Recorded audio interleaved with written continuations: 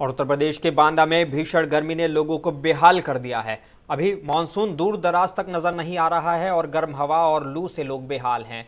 जून के दूसरे हफ्ते में पारा 48 डिग्री पार कर चुका है और अभी जून का पूरा महीना बाकी है, जिससे लोगों में बेचैनी है कि बाकी जून में गर्मी से लोगों का क्या हाल होगा। पिछले साल मई के महीने में बांदा का पारा 50 डिग्री पाया गया था, जो कि यूपी का सबसे गर्म और पारे का जिला माना गया था।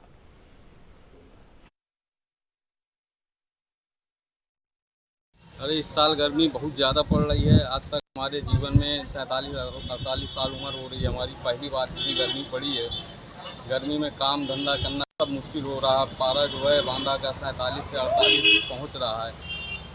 बड़ा बुरा हालात है, पानी की दिक्कत है, पानी की समस्या है, पीने को पानी नहीं है।